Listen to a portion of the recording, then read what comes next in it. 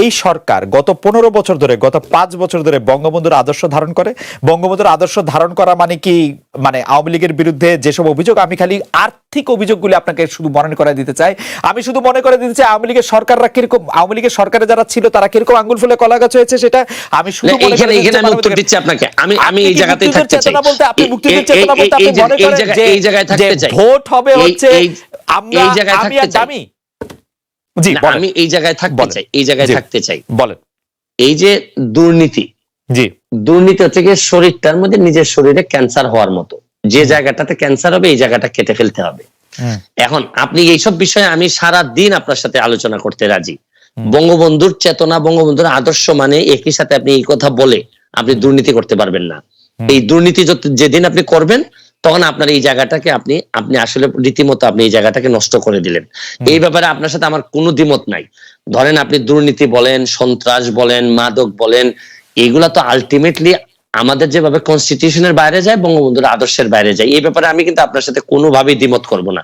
এবং এই কারণেই আমার যে ব্যারিস্টার সুমন হয়ে ওঠার যে গল্প, এখানে কিন্তু দেখেন আমার আওয়ামী লীগ করেও আওয়ামী লীগের প্রচার সম্পাদকের বিরুদ্ধে আমি মামলায় বাদী।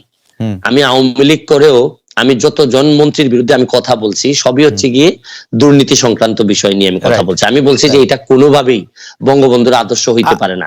আমার সাথে আমি যুবলীগের আইন সম্পাদক হিসাবে অব্যাহতি পাই কেন, আপনি এটাও জানেন যে আমি যুবলীগের আইন সম্পাদক। আপনি প্রথম আমার ইন্টারভিউ নেন যুবলীগের আইন সম্পাদক হওয়ার পর। আমার অব্যাহতির কারণটা কি ছিল?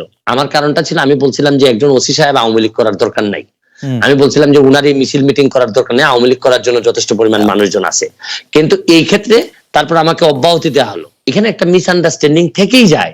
আমি বলছি বাংলাদেশের হয়েছে কি, আপনি বাংলাদেশের আদর্শ, রাষ্ট্র, সরকার প্রধান, দলীয় প্রধান, এগুলার মানুষ এমন ভাবে গুলাই ফেলে যে এখন আমরা এক জায়গায় নিয়ে কথা বলতে পছন্দ করি। আসলে কিন্তু আমি সরাসরি প্রশ্ন করি, শেখ হাসিনা বঙ্গবন্ধুর আদর্শ ধারণ করেন বলে আপনি মনে করেন কিনা? অবশ্যই উনি ধারণ করেন। আমার এই পর্যায়ের কোনো প্রশ্ন নেই। আপনি মনে করেন যে উনি বঙ্গবন্ধুর আদর্শ ধারণ করেন। আমার কিন্তু এটা আমি প্রশ্নটা করে রাখলাম। আদর্শ ধারণ করেন এবং সরকার প্রধান হিসাবে এই বাস্তবতায় কতটুকু কি হয়েছে না হয়েছে এগুলা নিয়ে আলোচনা থাকতে পারে। কিন্তু বঙ্গবন্ধু কন্যা আদর্শকে ধারণ করেন। কিন্তু যখন সরকারে আপনি আসবেন, যেমন আপনি যখন মডারেটর, তখন আপনি আমাকে কতটুকু সময় দিলেন না দিলেন এটা নিয়ে কথা থাকতে পারে। যে আপনি সাকিব ভাইকে বেশি সময় দিয়েছেন কিনা এটা নিয়ে নানা ধরনের কথা থাকতে পারে। কিন্তু যে মেইন জায়গাটা, এই জায়গাটা ইনটেক্ট। ওকে, আর আমি একটু অন্য প্রসঙ্গে, আপনি যে কথাটা শুরু করেছিলেন যে আপনি সাকিবের রাজনীতি নিয়ে কথা বলার বা নির্বাচন নিয়ে কথা বলার প্রসঙ্গে বলতেছিলেন, আমি আসলে সাকিবকে প্রশ্ন করেছিলাম এটা জয় পরাজয়ের কোষ্ঠী পাথরে, এটা কি উনি কি মনে করেন? উনি মনে করেন যে আওয়ামী লীগের রাজনৈতিক পরাজয় হয়েছে, কারণ তারা ভোট বর্জনের আহ্বান জানিয়েছিলেন, 10% মাত্র ভোট পড়েছে, 90% ভোটার আসলে এই ভোটকে বর্জন করেছে, সেই জন্য এই প্রসঙ্গটা তোলা। আর মুক্তিযুদ্ধের চেতনার মধ্যে আপনি বলে রাখছেন, আপনি আমাদেরকে বলছেন, অনেক দর্শক আমাদেরকে দেখছেন, আপনারা শুনলে আসলে দর্শকরা 46,000 দর্শক একসঙ্গে লাইভ দেখছেন ইউটিউবে, এটি বড় নাম্বার। তো আমরা মনে করি যে সকল দর্শকের সামনে আপনি বলছেন যে বঙ্গবন্ধুর আদর্শ এবং মুক্তিযুদ্ধের আদর্শের বাইরে কোনো কিছু হলে আপনি তার সঙ্গে নাই, আপনি সেটির মধ্যে বলবেন, আমরা এটি দেখব যে আপনি এটি আসলে কিভাবে এটি পালন করেন বা কিভাবে এটি এক্সিকিউট করেন।